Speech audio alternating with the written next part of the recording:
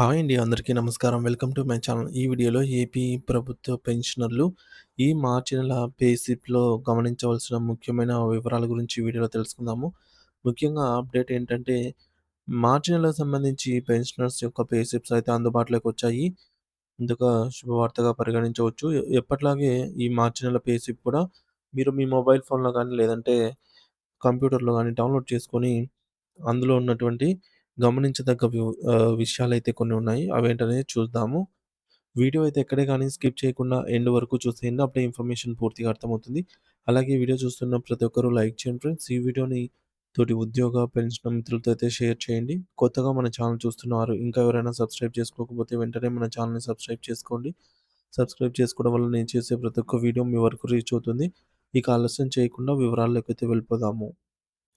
ఆంధ్రప్రదేశ్ రాష్ట్ర ప్రభుత్వ పెన్షనర్లకు సంబంధించి ఈ నెల అత్యంత కీలకమైన సమాచారం ఒకటి వెలుగులోకి వచ్చింది.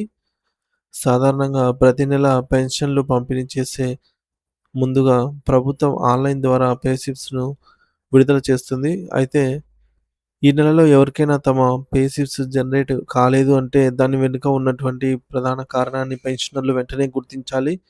మీ పే స్లిప్ రాకపోవడానికి ముఖ్యమైన అర్థం ఏమిటంటే మీరు సమర్పించాల్సినటువంటి లైఫ్ సర్టిఫికేట్ లేదా వార్షిక ధృవీకరణ పత్రం ఇంకా సంబంధిత ఎస్‌టిఓ కార్యాలయానికి చేరుకోలేదని, లేదా అక్కడ అధికారులు దానిని ఇంకా అంగీకరించలేదని అర్థము.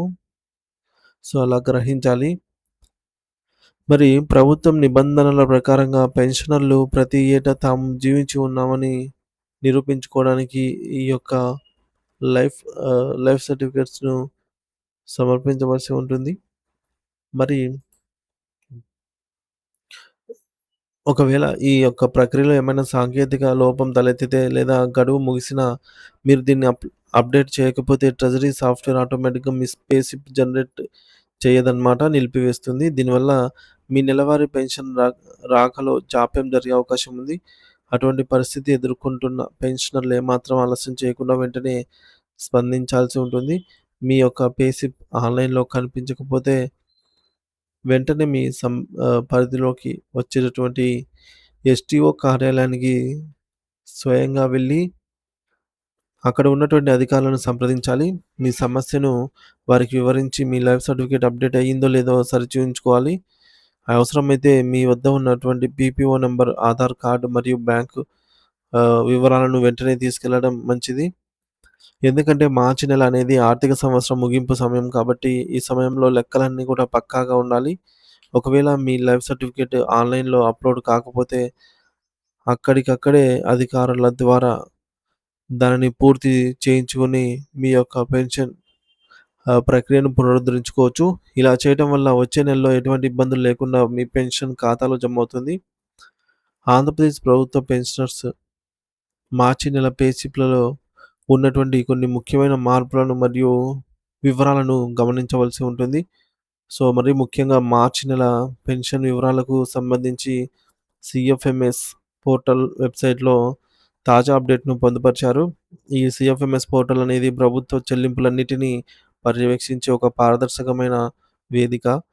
మార్చి నెలకు సంబంధించి ప్రభుత్వం మీకు ఎంత పెన్షన్ చెల్లిస్తోంది?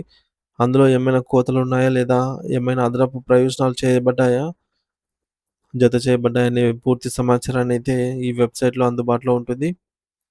ఇక ఆర్థిక సంవత్సరం ముగింపు కానుండడంతో పన్ పన్నుల లెక్కింపు మరియు ఇతర తగ్గింపుల విషయంలో గూడా ఈ నెల పే స్లిప్ అత్యంత కీలకంగా అయితే మారబోతోంది. కాబట్టి ప్రతి పెన్షనర్ తమ పెన్షన్ వివరాలను ఒకసారి సరిచూసుకోవడం ఎంతో అవసరమనమాట. పెన్షనర్లు తమ మార్చి నెల పెన్షన్ మరియు పే స్లిప్ వివరాలను చూసుకోవడానికి ప్రభుత్వం ఒక సులభమైన పద్ధతిని కల్పించింది. ఇందుకోసం మీరు సీఎఫ్ఎంఎస్ అధికారిక వెబ్‌సైట్‌లో లాగిన్ అవ్వాలి. అక్కడ ఉన్నటువంటి ఆహ్, విభాగం లాగిన్ అయిన తర్వాత పే స్లిప్ అనే ఆప్షన్ ఉంటుంది. అక్కడ క్లిక్ చేసినట్లయితే మీ వ్యక్తిగత వివరాలను లేదా మీ బెనిఫిషరీ ఐడీని నమోదు చేయడం ద్వారా మీ పెన్షన్ స్టేటస్‌ను సులభంగా తెలుసుకోవచ్చు. మీ ఖాతాలో లాగిన్ అయిన తర్వాత మార్చి నెలలో మీకు అందవలసిన మొత్తం పెన్షన్ ఎంత, మీ బ్యాంకు ఖాతాకు ఎంత మొత్తం బకాయి చేయబడింది, జమ కానుంది అనే వివరాలు స్పష్టంగా అయితే కనిపిస్తాయి. ఒకవేళ అక్కడ వివరాలు అప్‌డేట్ కాకపోతే మీ లైఫ్ సర్టిఫికేట్ సమస్య ఉన్నట్లే నిర్ధారించుకోవాలి.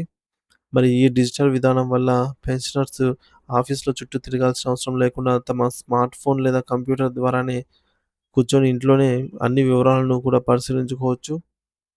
మరి ప్రభుత్వం పెన్షనర్స్ అందరూ ఈ యొక్క సమాచారాన్ని గమనించి తగిన జాగ్రత్తలైతే తీసుకో తీసుకోవాలి అని జెప్పేసి సూచించడమైనది.